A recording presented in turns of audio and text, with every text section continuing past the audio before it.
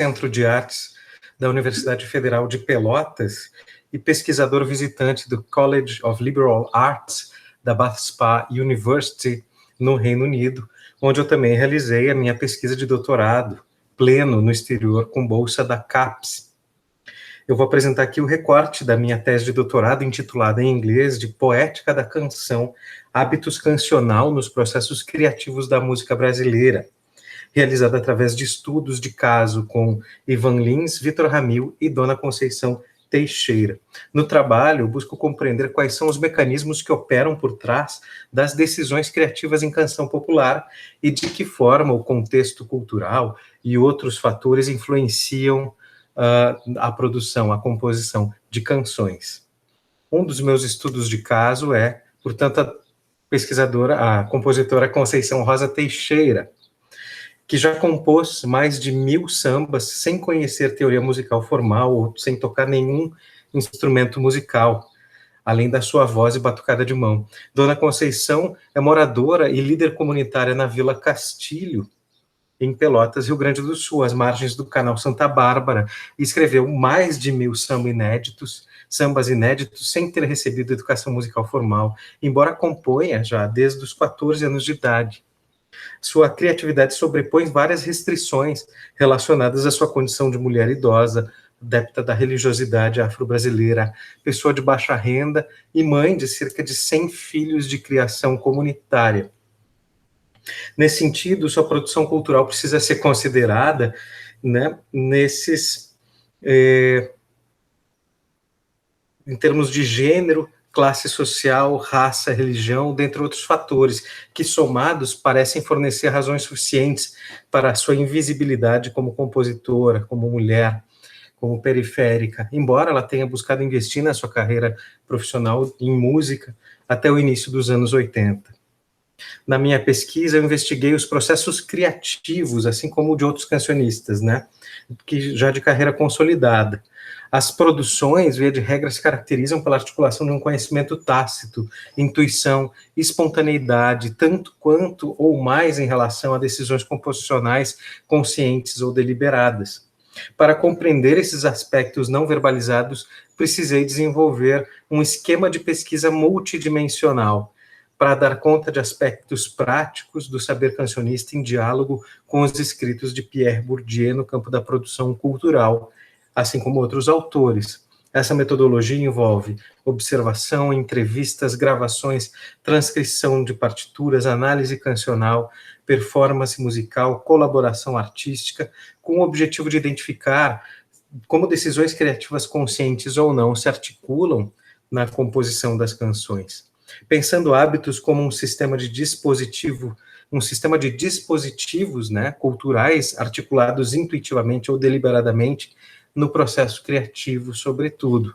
Aqui, um breve diálogo entre o termo cunhado por Michael Polanyi, conhecimento tácito, como algo que nós podemos saber, mas que não podemos muitas vezes dizer ou falar sobre, né? E a ideia do conhecer, ou conhecer, do Pierre Bourdieu, que fala um pouco sobre a absorção das regras da arte, né, através da internalização dos princípios. É isso que parece ocorrer muito com a Dona Conceição, dentro do seu processo, digamos, empírico de criação musical. Ela diz que a melodia só sai, a melodia está pronta, né? E ela diz também que o processo, que perguntei, né, canção, como é que a senhora aprendeu canção? Ela diz, não se aprende, isso sai, é de dentro, está guardado, né, o nosso potencial. Muitas vezes as pessoas nascem, mas ela balança né, parece equilibrar essa afirmação de que não se aprende, ao também complementar dizendo que muitas vezes as pessoas nascem, crescem, vivem e morrem sem conhecer o seu potencial, porque nunca experimentaram, nunca tentaram fazer nada. E ela termina, novamente, torna-se um dom divino que simplesmente chega. Independente de concordar ou discordar dos aspectos religiosos e metafísicos e das crenças da Dona Conceição, é bem interessante o fato dela também chamar atenção para esse aspecto da importância da experiência e da prática, né, na composição de canções, né, algo que se aprende na prática, se conhece a si mesmo na prática e na experiência, né. Aqui uma letra escrita no verso de uma embalagem de maisena, aqui as sacolas plásticas onde ela conserva e arquiva suas composições inúmeras, né? Muito mais do que 1000, na verdade. Ao analisar cerca de 80 das 1000 e poucas composições que eu tive acesso, eu observei alguns gestos na relação entre corpo e voz, batucada de mão e voz. Um deles e esses gestos também presentes na literatura, né, sobre a influência banto na música brasileira, no caso do Casa Diva Mucuna, ou dos paradigmas rítmicos do Sandrone, e outros autores, né? Por exemplo, a coisa, né? Apresenta o paradigma do Tresilho, né? A coisa nem sempre é do jeito que a coisa é, dereré. A coisa nem sempre é. O segundo paradigma, saudação à alvorada, já apresenta esse Estácio, né? A clave do Estácio, o paradigma do Estácio, né? O sol que anuncia a alvorada,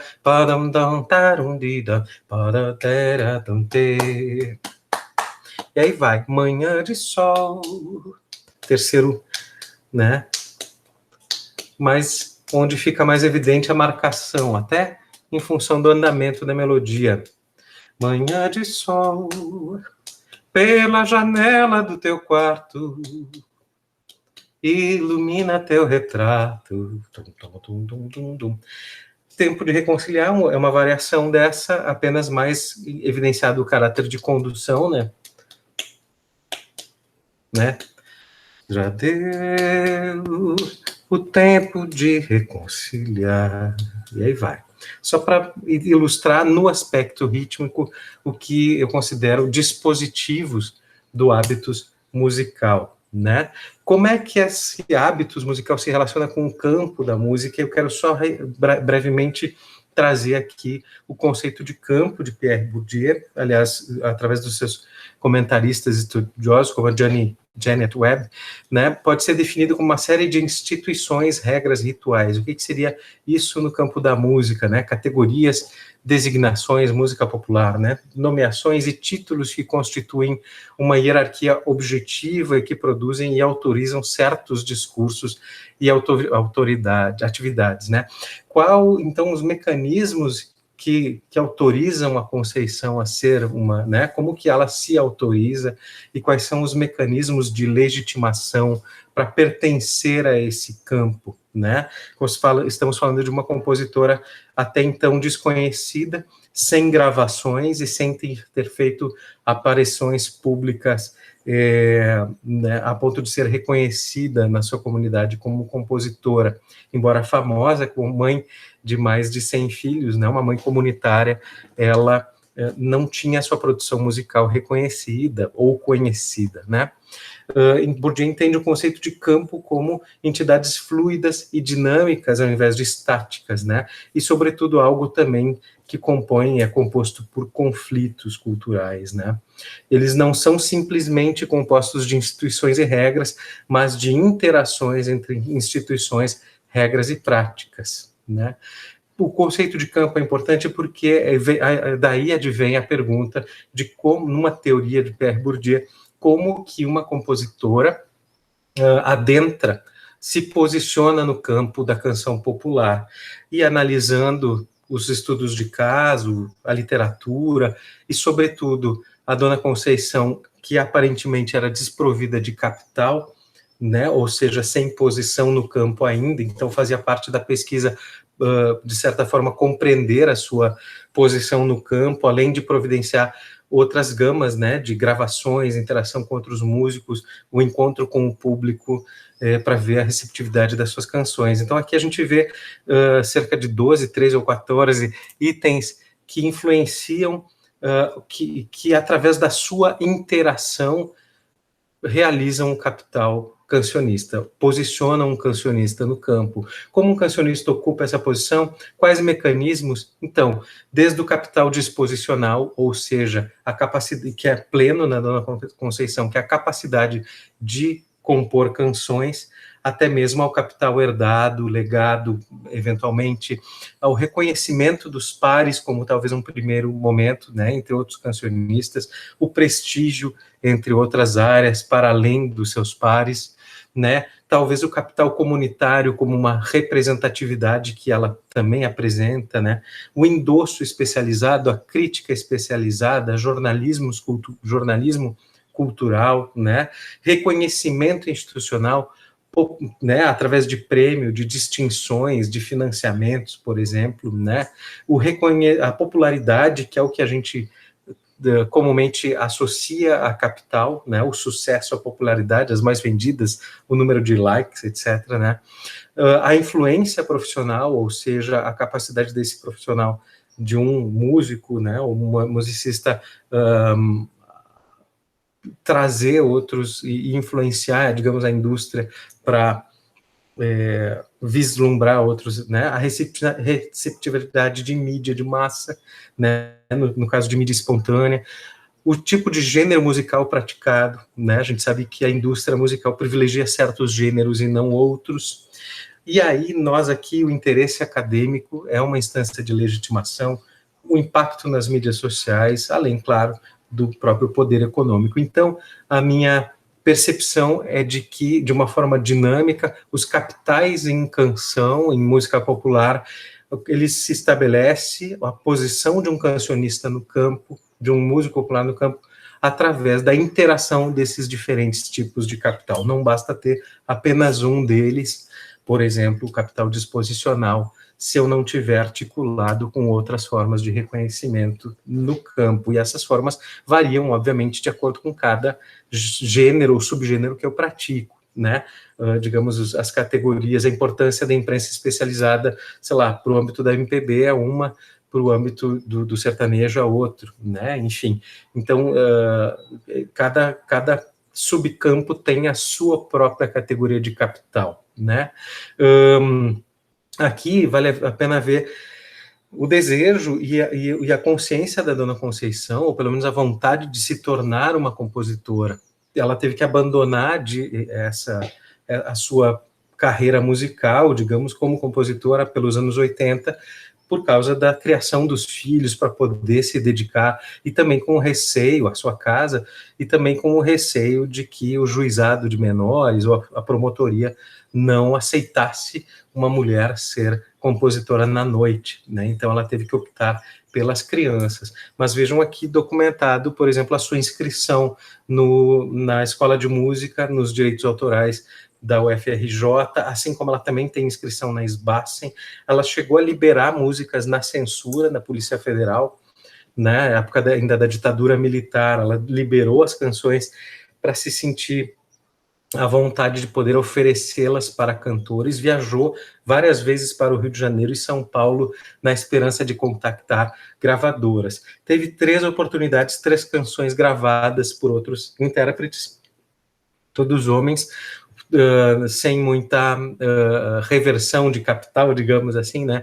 Primeiro já Ademiro José, em 1981, Tony Geraldo, em 83, e um amigo antigo, já das primeiras épocas, o pelotense Solon Silva, que fez uma coletânea de sambas locais e registrou uma das canções da Dona Conceição.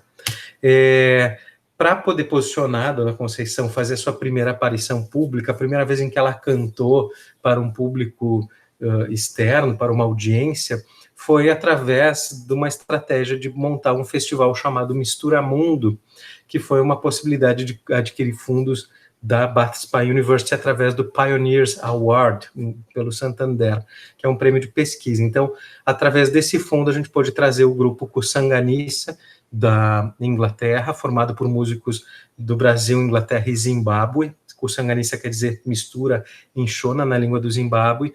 A Dona Conceição, o lançamento do trabalho Latin Guitar Connections, do violonista Thiago Colombo de Freitas, e o trio Sovaco de Cobra. A grande, digamos, né, a endorser da Dona Conceição foi a Simone Haslan, assim como todo o conjunto, né, e que fizemos um pequeno mutirão de músicos, uma banda essencialmente de mulheres, com a participação de alguns homens, né, então tivemos Simone Haslan, Gutia Ramil, Ana Paula Freire, Kitty Santos, como um grupo básico, assim, a participação de outros artistas, como Marcelo Delacroix, Paulo Geiger, Jucá de Leon e Rafael Veloso, né. Então, esse festival foi gravado em áudio e vídeo, e a gente lançou, a partir disso, a primeira publicação sobre a Dona Conceição, que é o Songbook, contando biografia, análise musical, partituras musicais e links para o show e para o disco virtual. Então, foi possível publicar, né, a sua obra. Aqui um breve registro dos ensaios, o primeiro encontro da Dona Conceição com a Simone Haslan, acho que vale a pena apenas visualizar isso. Já foi um encontro cantando, para ter uma ideia do caderno, da mão, executando um dos seus padrões ritmos. Enfim.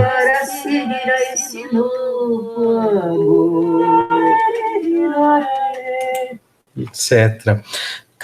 Né, no âmbito, então, a gente foi, a ideia foi transformar esse capital disposicional, que é enorme, da Dona Conceição. Vejam um exemplo dessa canção, Falta um Pedaço de Mim, né? Pode ser? Aqui, escrita rabisco, no dia 13 de julho. Então, eu estava registrando, né, aprendendo as músicas. Agora eu vou passar para frente para vocês verem um pouquinho das vocalizações. Assim, seria de música, no caso, não eu. Aqui. Falta um pedaço de mim mesmo, falta. Lá, lá, lá, lá, lá, falta uma parte do meu coração. Lá, lá, lá, lá. Ou seja, além do capital disposicional em letra e música, existe uma clara intenção de arranjo na mente musical da Dona Conceição, e de forma bastante preciosa. Então, em X, a gente pode visualizar aqui nas notas em X, as informações vocais da Dona Conceição, que vêm dela, e que dão plena noção da sua consciência harmônica, do seu conhecimento tácito em harmonia, né? Ao ponto de, por exemplo, aplicar dominantes secundárias, né?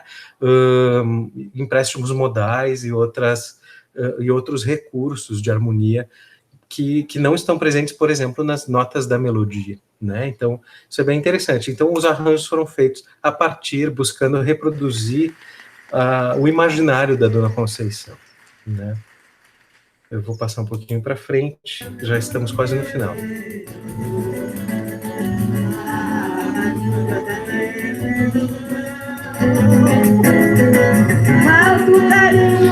Etc. Esse material pode ser visto no Facebook, nas plataformas virtuais, né? Nas redes sociais. Então, vejam, assim, rapidamente como foi o caso da reflexão sobre capital da Dona Conceição.